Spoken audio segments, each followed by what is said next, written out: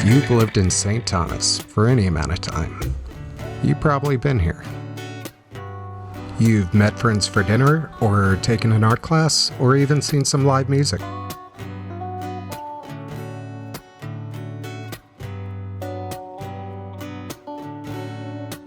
Welcome to Tillett Gardens. With restaurants, art galleries, live music, you may be asking yourself, what is this place? Who better to answer that question than someone who's been here since the beginning?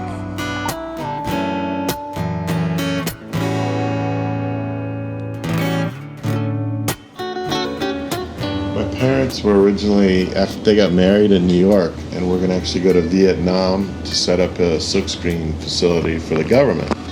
And right about that time, Vietnam got a little dicey, so they ended up not going. They went over to Puerto Rico to visit some friends that were over there. And then they had another friend that was on St. Thomas, and they came over here. At the time, property was quite cheap in the 1950s. Like where the Marriott was like $60,000. Where the Ritz was like $60,000. And then this place was like $20,000. So, but he was more concerned about surviving storms and whatnot than having a view. So we ended up in the valley.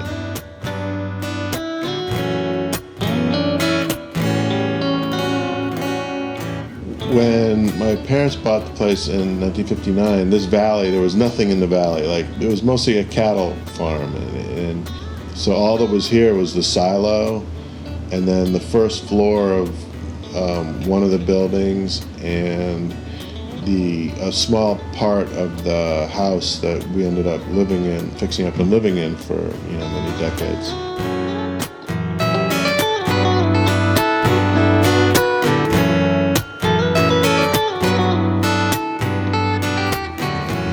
It kind of just evolved. I mean, originally it was basically our home and my father's business, which was producing textiles, and then my mother's business, which was selling the textiles that my father was creating. So it was basically at one point just our house, the textile production facility, and the dress shop.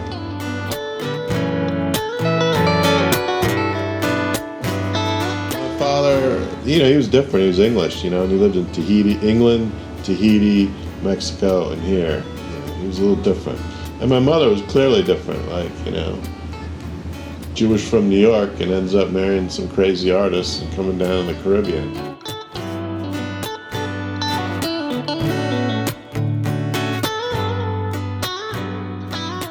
And no real trees. I mean, it was a cattle farm, so it was just pasture land all up in here. So my father planted all the large trees you see in here today. And he also wanted to have a source for water. So he decided to come in the valley and drill a well, and that's one of the reasons why there's so much landscaping in here that's so mature.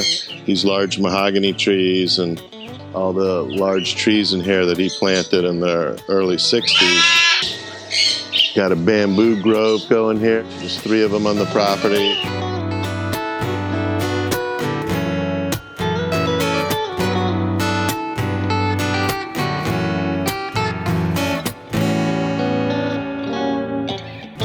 People, I've been out there and standing there, and people go to me, I'll be standing there and a tourist or someone will go, what is this place? They're just like looking around, they can't figure out what it is, like, what is this place? And I just look at them and go, man, it's like whatever you want it to be, just enjoy yourself. Coming in the garden, it's kind of like snorkeling, okay? Like, it's different you could go the same spot, and it's different every time you go. There's different fish, there's different this, there's different that. And in the garden, it's the same way. You come one day and one thing's going on, another day another thing's going on. It's different all the time.